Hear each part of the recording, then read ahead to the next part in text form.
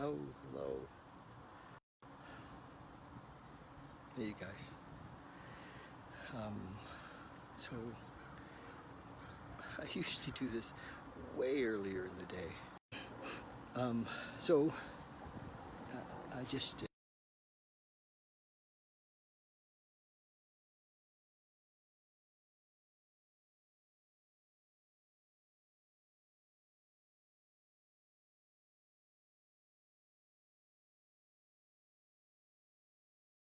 work or not. Yes, yes. Hi, you guys.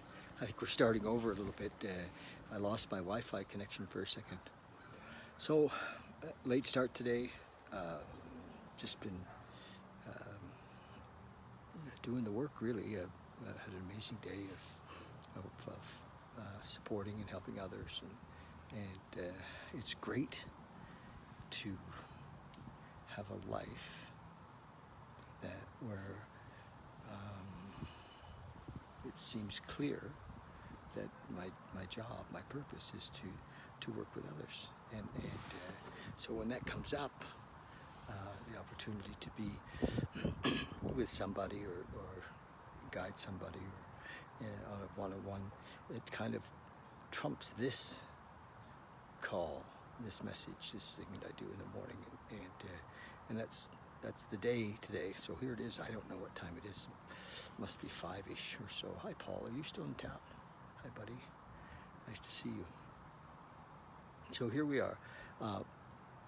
What I wanted to just chat about and ask you to look at is identity. You see, I know that there's not many places where we get to hear this, but our identity, that's who we think we are from the place of the mind, the ego, who we think we are,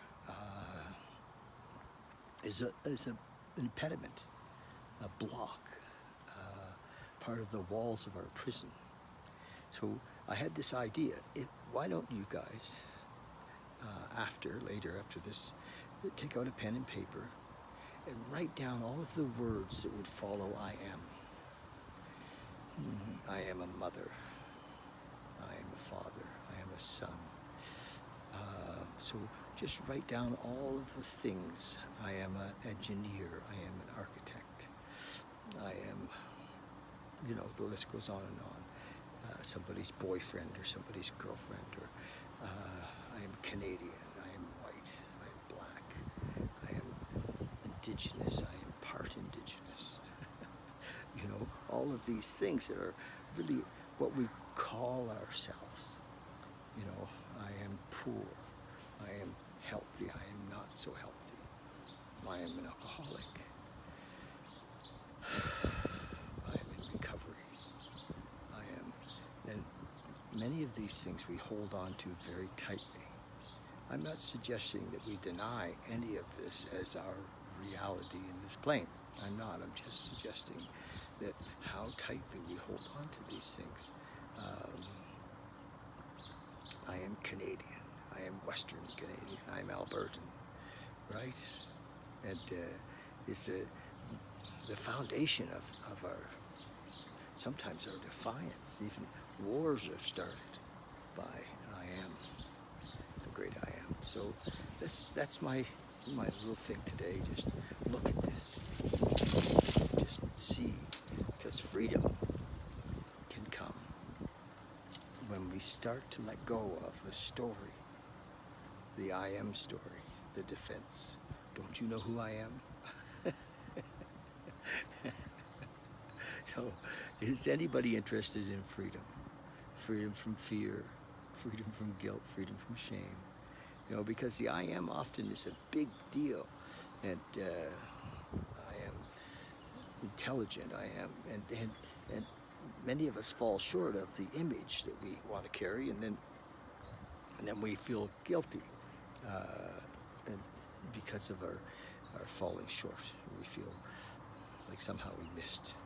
So that's the deal. Just look at identity. Think about it. Feel into it. Write it down.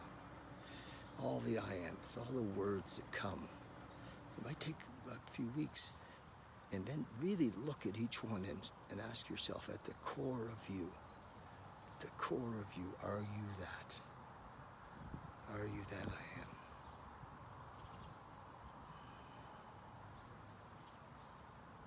And the freedom is in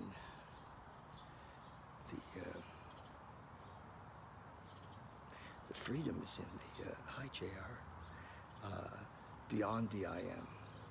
In a way, it's beyond the I am from the image of the small self, and to the great I am, because we are all of that and more. All of that falls underneath who we are, or inside of who we are. It's not who we are. And the big question, I sat with a man today and we talked about purpose, and ultimately we came to the awakening, or the realization, that our purpose was to be one with the I am, one with universal intelligence, one with God, to live in love, to live in peace, to live in joy, and none of that can be attained on the outside through possessions or labels, or concepts or beliefs. So that's it, just a little freedom. So thanks for showing up, and my I was going to say my apologies for being so late in the day, but the day was perfect. It was perfect. It is perfect. Okay, love you. I'm going to read. I think we're the 5th of August, are we? And this is, what we started doing here was reading, and is it the 5th of August, you guys?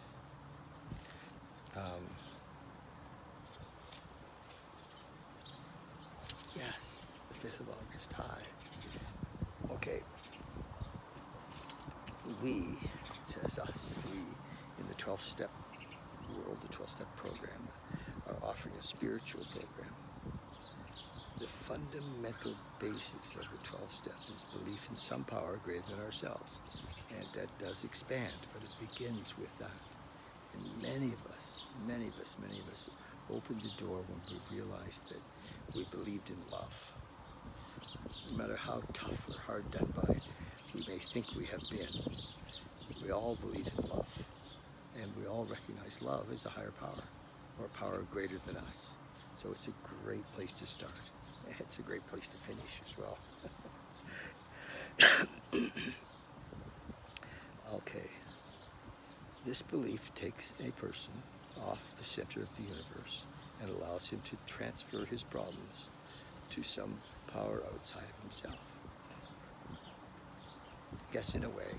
And eventually, as we live in that power, the problems, are no longer problems.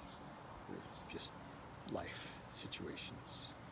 Life on life's terms is where we get to. He turns to this power for his strength. He needs to get sober and stay sober. He puts his drink problem in God's hands. So that's the beginning. God's hands, and leaves it there.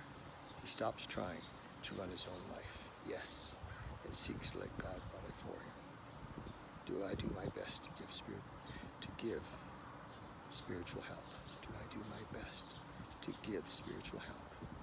So that's the thought for the day. The meditation for the day in this little reading is, God is our healer and our strength. You do not have to ask him to come to you. He is always with you in spirit. So we're using concepts. The word spirit is a concept, because God either is or he isn't, either everything or he's nothing. So of course he's always been with us. Always. It's just that we couldn't see and couldn't feel. At our moment of need, he's there to help us. Could you know God's love? Could you know God's love and his desire to help you? Could you I see. Could you know God's love and his desire to help you? You would know that he needs no pleading for help. Your need is God's opportunity. You must learn to rely on God's strength whenever you need it. Whenever you feel inadequate in any situation, you must realize that the feeling of inadequacy is disloyalty to God. So we can just drop that. Just let that go. There is no need to doubt. Just say to yourself, I know that God is with me and he will help me to think and say and do the right thing. Beautiful meditation for the day. Remember, this book was written in 1954, and it was a beautiful writing, and it's a little dated sometimes, but I love it. Prayer for the day. I pray that I may never feel inadequate to any situation. I pray I may be buoyed up by the feeling that God is with me. So that's the deal. We always turn to our Maker, and because he's always right there. We don't have to wait for him to tune in. But we may recognize some that what we think is the way our thought of how things should go may not be. So our prayer may not be answered in the way we think. And we may need to realize that whatever difficulty we're in, there's a lesson there, there's an opportunity there for us to really surrender. So we may end up going deeper into what looks like the problem as we give up control, as we recognize that, we cannot run the show.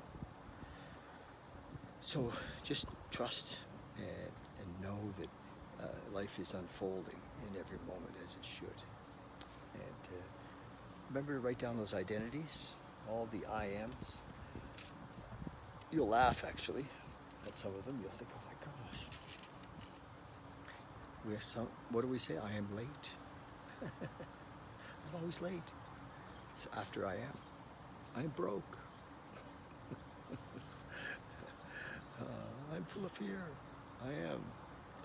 Right. So just watch all the statements that come after I am. Write them down just for fun. Okay. Love you guys. Thanks so much.